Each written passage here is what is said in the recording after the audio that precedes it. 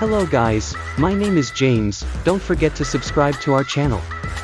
The first season of Pennyworth on Epix was a dark horse hit, so a second season shouldn't come as a surprise to anyone. But at least the show seems to be making the most of it. Taking all the events of the first 10 episodes and letting them percolate for a year in universe and just over a year in reality, The Heavy Crown finds the show very much the same but also somewhat different, the tone darkened by the rise of fascism and the outbreak of civil war. The very first scene is of Martha Kane interrogating some Raven Society bod at gunpoint and making a daring escape. Things have changed, and her attitude is one of them. The Raven Society is another. As explained to us in the style of a wartime propaganda film, it's the Raven Union now, which under the stewardship of Lord Harwood has supposedly liberated England. In Langley, Virginia, Thomas Wayne briefs the CIA on the situation, and on the Ravens' opposition, the English League, a hodgepodge of anti-fascist groups ostensibly fronted by the Queen but really organized, apparently badly, by the Prime Minister.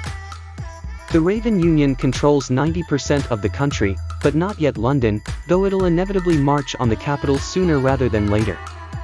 When it does, it'll make Arkham Asylum look like a country club, according to Thomas, who is to be sent back to England as a station chief to make obligatory Batman references in Blighty instead.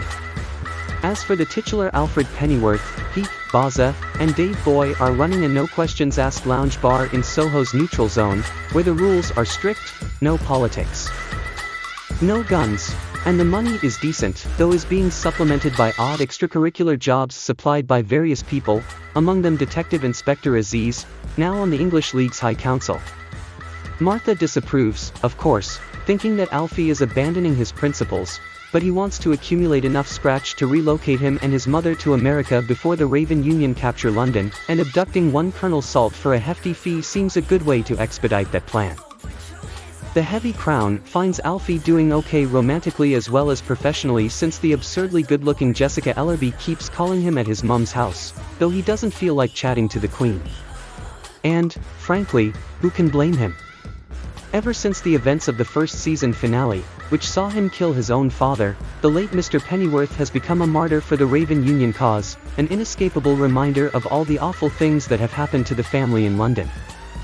There's no wonder Alfie wants to move. Hence, kidnapping Salt, who seems to have George Orwell captive, though, apparently not a fan of his subversive writing, he shoves a chisel in his ear and incinerates the great secular saint of the liberal English intelligentsia.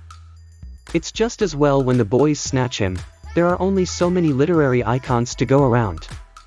Salt recognizes Alfie from the papers and claims his dad was a hero to him, reiterating the point made earlier. Alfie seems glad to hand him over to Aziz.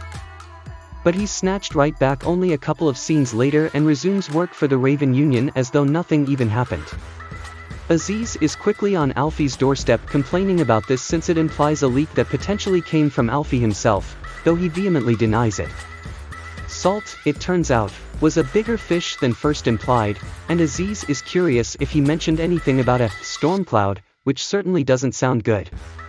Alfie later ponders these details with James Purefoy's Gulliver, Gully, Troy, who swiped Salt away from Aziz at Alfie's request in exchange for another hefty chunk of change.